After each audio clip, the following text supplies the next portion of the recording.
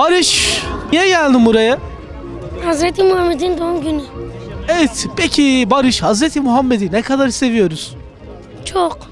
Ne kadar çok? Dünya kadar. Peki Hazreti Muhammed çocukları sever miydi? Evet. Ne kadar severdi? Çok. Mert, bugün Mevlid-i Nebi etkinliğine geldin. Nasıl buldun alanı? Çok iyi. Ne kadar seviyoruz Peygamber Efendimiz'i? Dünyadan daha çok. Peygamberimizin doğum günü için geldim. Öncelikle selamünaleyküm. Aleyküm selam. Peki nasıl buldun alanı? Etkinliği nasıl buldun? İyi, çok güzel olmuş. Bize biraz Peygamber Efendimiz'i anlatır mısın? Çok iyi birisi, onu çok seviyorum. Çok seviyorum yani, bu kadar. Riyad, bugün gelmişsin Peygamber Efendimiz'in Mevlid-i Nebi etkinliğine. Atmosfer nasıl? Nasıl buldun burayı? Hava çok iyi. Yağmurlu diller ama yağmur gelmiyor. Şu an biz Diyarbakır'dan Batman'a geldik. Haftaya da Batman'ı bu sefer Diyarbakır'a bekliyoruz. Peki Peygamber Efendimiz'i bize biraz anlatsana Riyad.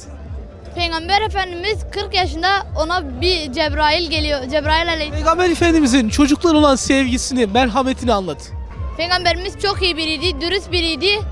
O yüzden gökte üfüren, yani çok iyi bir insandı. Peki Peygamber Efendimiz'i ne kadar seviyoruz? Çok seviyoruz, yani anamız babamız feda. Annemiz ve babamızdan daha mı çok? Yani peygamberimiz olduğu için evet. Çok iyi, çok güzel. Hepimiz birlik olduk. Müslümanların buluşması çok güzel bir şey. Kutlu doğum için geldik Diyarbakır'dan. Peygamberimizi anıyoruz sevgiyle. Peki Peygamber Efendimiz'i ne kadar seviyoruz? Çok. Tahmin edemeyeceğimiz kadar çok. Peki bize Peygamber Efendimiz'i biraz anlatsana. Peygamberimiz nasıl biriydi? Çok iyi bir insandı, saygılıydı, çocukları severdi. Çok iyi kalpli bir insandı. Peki bu kalabalık, bu kadar Müslüman Gazze için, Filistin için, oradaki çocuklar için bir olsa, tek olsa nasıl olur? Çok iyi olurdu. Oradaki Müslümanlar da bizim gibi yaşayabilirdi. Çünkü oradakiler yemek yemiyor, bizim gibi oynayamıyor, koşamıyor.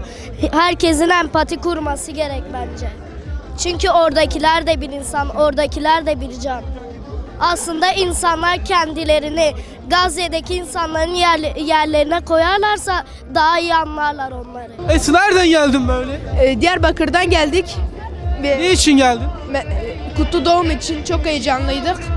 Ve biz de burayı görmek istedik. Hem Batman'ı hem de kutlu doğumu kutlamak için. Peygamber Efendimiz'i ne kadar seviyoruz? Çok seviyoruz. Yani dünyalarda anlatılamaz.